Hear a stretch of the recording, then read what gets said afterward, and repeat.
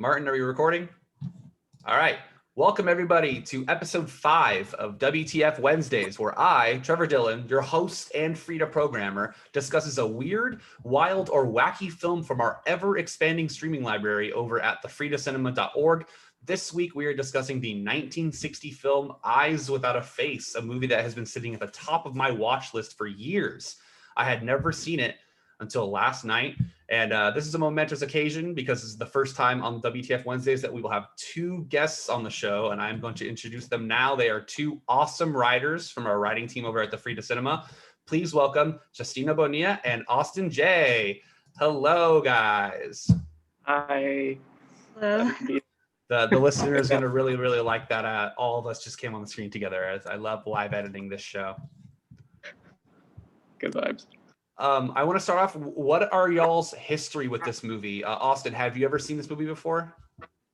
My introduction with Eyes Without a Face was actually through, I believe, Edgar Wright. I think he was doing a thing. I think he was doing his Criterion Closet video, and he brought it. I think he brought it up. That was the first thing he brought up. So I think the fact that the first movie Edgar Wright's going to bring up is obviously one that I'm going to try and pay attention to. So.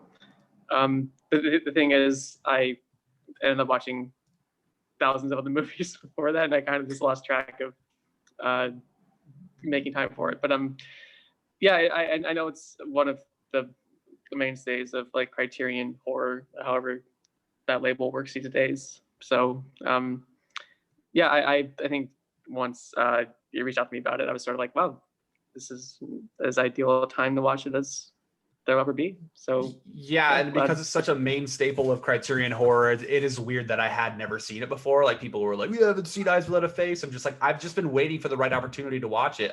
Justina, I know you've seen this movie, right? Because you wrote an awesome 1960 in horror blog that's still on the FridaCinema.org that I love, because 1960 is such a momentous year in horror films. It sure is.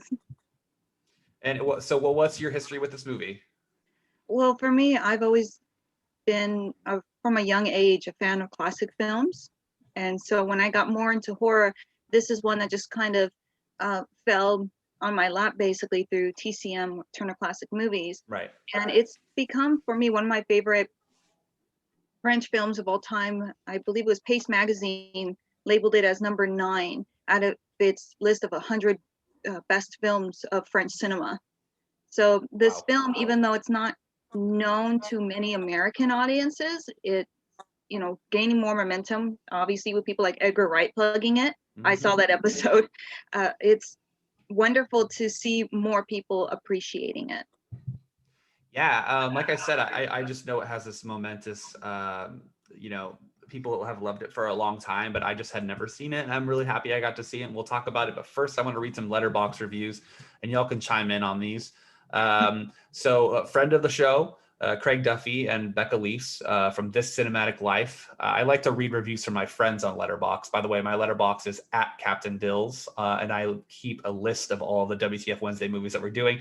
Y'all can plug your Letterbox later. But Craig says, so oddly structured, who are we identifying with? The obvious choice would be to follow a potential victim in her escape. Instead, we primarily follow the sadistic doctor, which is really interesting. We'll get into that. And then Becca Lease says, the film is haunting and beautiful, which I think is like perfectly precise. I think that's exactly what I thought of the movie. Now we'll go to some popular reviews real quick, and I'll get your guys' thoughts on these. But PD187 gives it 5 stars and says, you won't believe these face swaps fails.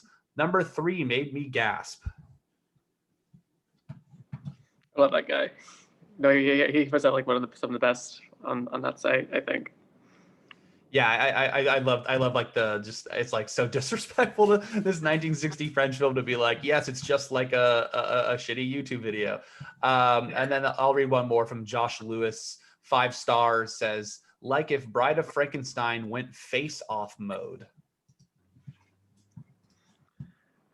I mean, yeah, it's honestly, it's accurate. I mean, for what it's worth, I mean, I feel like even like these kind of more joke-leaning reviews, like they do sell the film in a way. So it's interesting to like I mean, there's a really interesting contrast that the joke reviews and the actual kind of serious reviews have.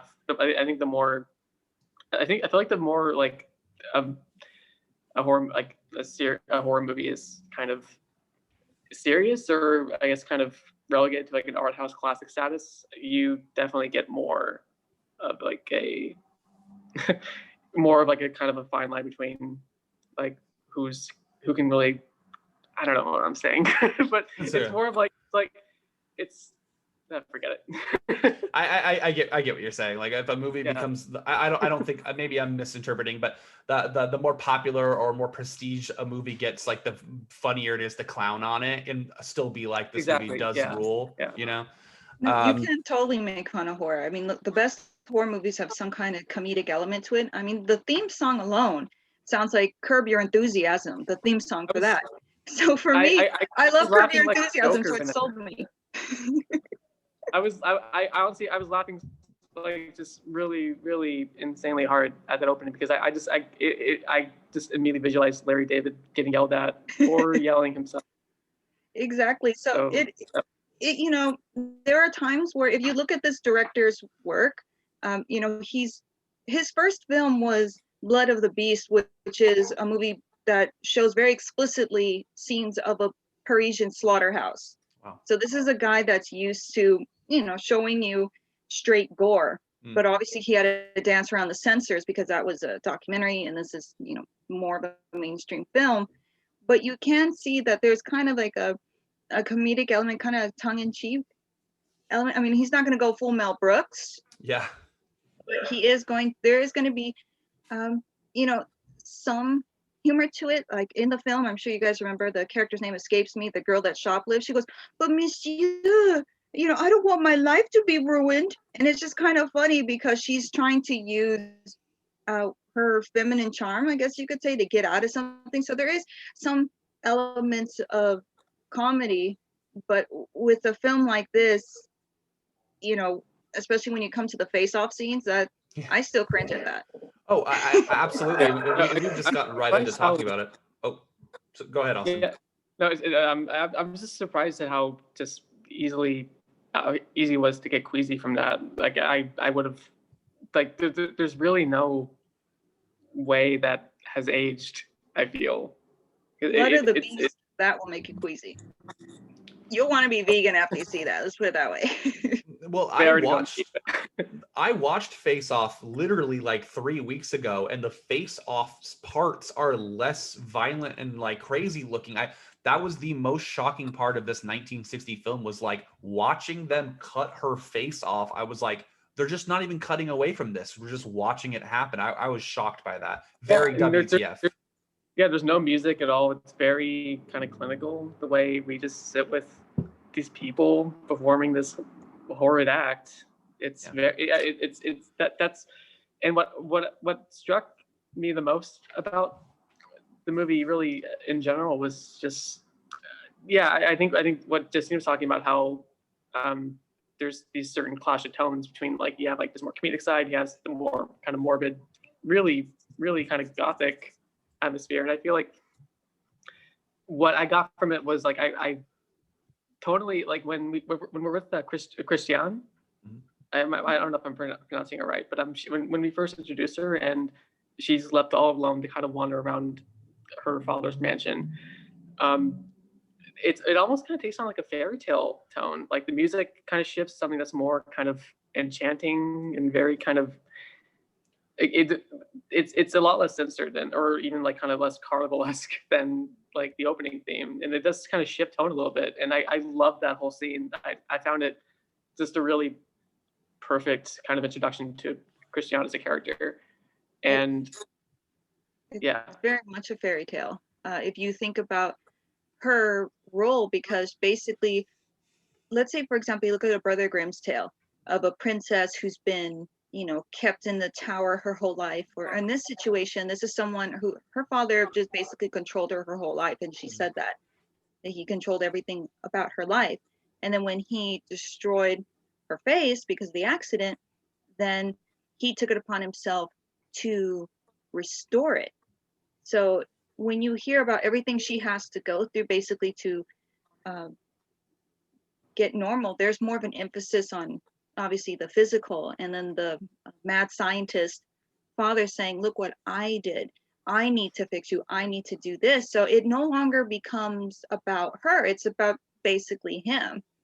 And with her, she's, in regards to the reviews, she's the most sympathetic character to me, because she's forced in this situation that obviously she didn't want to be in. She had a fiance. She had what seemed to be a life where she was going to move on and have her own life. But she's continually being controlled, and I feel like almost manipulated to believe that once she has the face, everything's going to be better. But she'll have somebody else's face, but how many have to die in order for that to happen?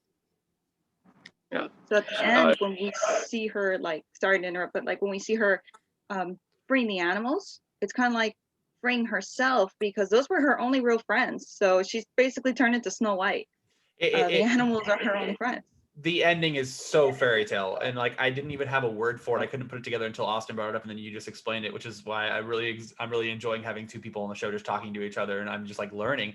But boy, like when you think of something that's haunting and beautiful, I'm like trying to put together what does that mean to me, and to me it's like folklory fairy tale. Yeah, so that's a really good. I love the opening scene of this movie. I love a great opening scene, like a Scream or a Suspiria or something, where she's going to dump the body in the river. Like a shot that I just thought was incredible was I love a shot in a mirror. So when she looked into the back seat and we saw like the body in the back seat, but we couldn't see what was quite going on there. I loved the mystery, and it like completely drew me into the movie. What did you think of the mask? We love a simple mask. Do you find the mask from this film to be completely iconic? Because I finally got to see it in action, and it is really creepy. Yeah, I mean, I think it is. I think it's supposed to be kind of off-putting initially at first glance, but I mean, I can't really imagine anyone like at least changing their perception of it based and kind of having a shift into something that's a little more sympathetic, because it's all because of her performance. I think Edith Scobb, I think her name is. Mm-hmm. I don't know if I'm pronouncing the last name right, but she's like there's such an iconography to her, to just how she acts behind that mask. In fact, you had to really utilize your eyes and really, because that's really the part of her that we can see. I mean, it's in the title, obviously, but also having her just conveying everything, like at least from what we see of her, is like it's heartbreaking. Especially when she tries to call Jacques the first time, and then in that first scene with her, like you know that she has to hide, but she also, you can kind of tell that she's being, the control that her father has didn't just start with her getting in the accident. And I think the fact that we can understand that through her emotion, through just her expression, which is just this top part of her face, it's really amazing. She's incredible. And also it's funny because I watched this movie by Mia Hansen-Løve called Things to Come. Mm-hmm. And I didn't realize the movie, she's actually played by the same actress. And actually I watched the movie like right before the night before I watched Eyes Without a Face. So it was kind of wild just seeing just basically her at these very polar opposites of age. It's really it's crazy, and you can really, and just from watching Eyes Without a Face, you can really just tell how just it's a testament to her just being able to really act behind that mask. And for what it's worth, just making it something that should be at first impression really unsettling and scary, and being able to twist it to its opposite feeling by the end. It's really amazing. Yeah, Justina, what do you think of the mask? When you look at the mask, well, before we even get into the mask, but kind of piggybacking off of what Austin said, this was the actress's first major acting role. She basically went into acting classes because she was really shy. She had a hard time talking to people. So you can see her kind of take that, or pretty much take that energy, that nervousness, that anxiety of talking to new people, and bringing that into this character, because it's not just her eyes, it's the way that she walks, the way that she moves or stands for long periods of time. Even her nightgowns, I think, have a lot to do with her character, because you could say, well, is she an alien? Is she angelic? What is she? You know, what is she morphed into? Because she said she had to spend 3 hours in makeup to do that messed up face, had to wear that mask all day, could only eat through a straw, and was isolated for most of the day. So you can see all of that emotion kind of be built into that character. And with the mask, to be honest with you, I was a fan of Slipknot before I saw the film. So I thought, is this where Joey Jordison, the drummer, got the mask? But you can also see the influence. Sam Hamm said on Trailers from Hell, he's the one that wrote Batman. He said that there was one of the characters, one of the female characters, I forget her name, but the Joker disfigures her face and she's left to wear this porcelain-like mask with red lips. That was influenced by this movie. Yeah, I mean, I think that's ultimately going to be the legacy of this film, and what I take away from it, because I've watched it twice in the last 24 hours because I just wanted to throw it back on. I always say that I love throwing 1960 as well, Psycho on in the background just for the atmosphere of it, and people think that's weird, but I like the score and I like the way it looks. I love the way this movie looks. It looks absolutely fantastic. And if the movie was just her walking around that mask and just going to the animals, like literally and it's a very short movie, so it's very watchable. And I saw some people on Letterboxd saying it has a glacial pace. I love how it just kind of washed over me, like almost like a kind of going between a bad dream and a good dream. What would you say, as we wrap up here, is the one thing that you would take away from this movie? And sorry if I stole your answer. Austin? I mean, I think it's a movie about control. It's about identity. I mean, it's I would hate to relegate this like simply just a one-word answer. I mean, but yeah, I think just using one word to describe it would kind of go against a movie that kind of feels like multiple different things at once. Like it's there's parts of it that feel genuinely horror-ish. Like I mean, you should be wincing at it, and you do, but it's also this really kind of gorgeous gothic fairy tale. And I think the fact that also happens to be about just the fact that you have to know when to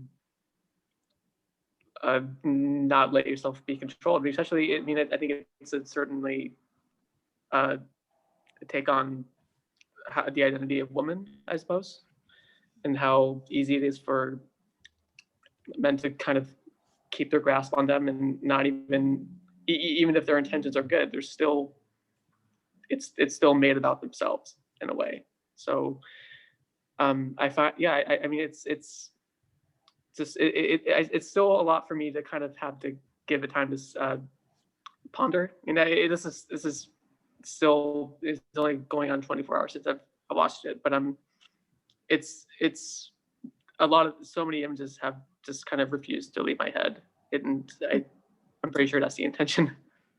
So it does a good job in that regard. For me, the best thing about this film, obviously the artistic aspect of it, you know, as Austin was saying, the fairy tale, there's a lot of German expressionism you can see in this film that I really enjoyed. But for me, as a female horror fan, I do love the fact that you see a diversity of female personalities.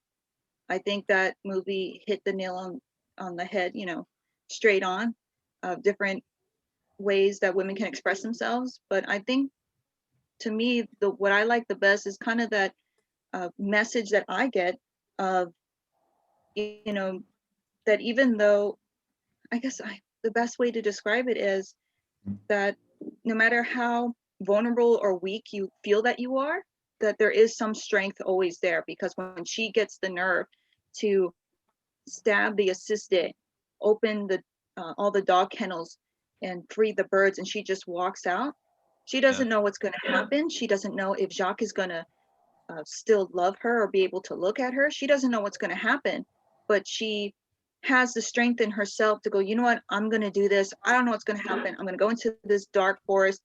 I don't know what's in there, but I'm going to pursue what I want for myself. And that lack of resolution is what making it more haunting. It makes it more memorable, and yeah, it's so much of it is just so well executed. It really caught me off guard. Yeah, It's one of the best horror endings for me. It's so great. It brings it all together. And thank you for getting very introspective on this show. Usually we just talk about like, wow, this movie was so weird. But this was a movie that just it deserves an actual discussion. And now we're gonna do something arbitrary and dumb that I always do. But what would you give this on our what the factor? Because that's what WTF stands for in WTF Thursdays. 1 through 10. Austin, what are you giving this on a what the factor?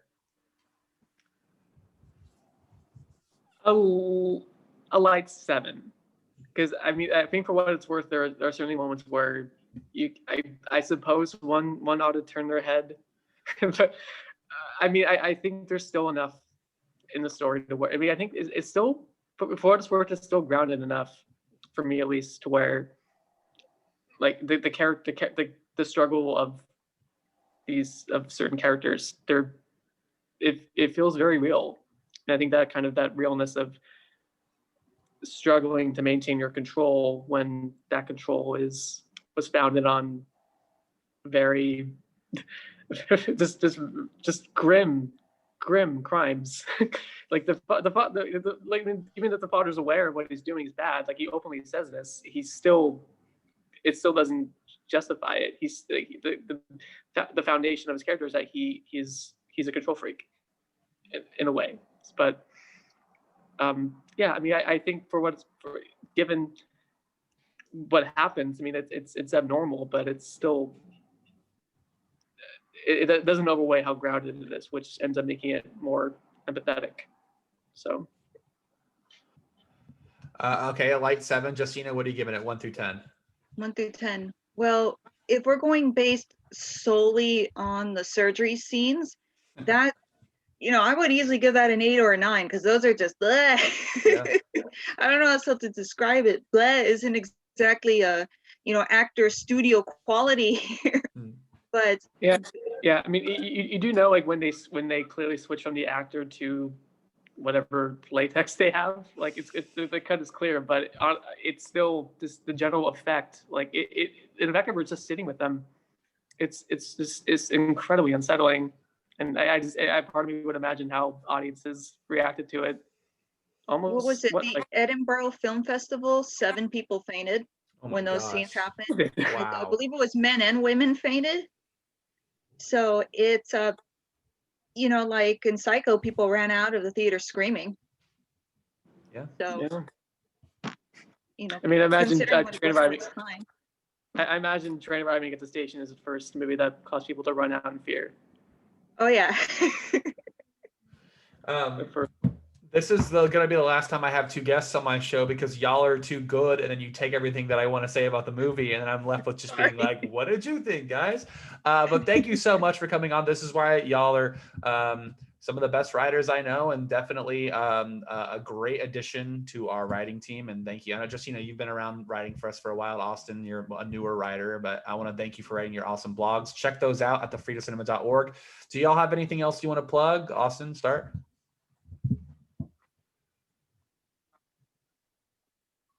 Well, letterbox wise, I go by Red Rubber Egg. I was thinking, I think in terms of the username, I was just thinking of a red balloon.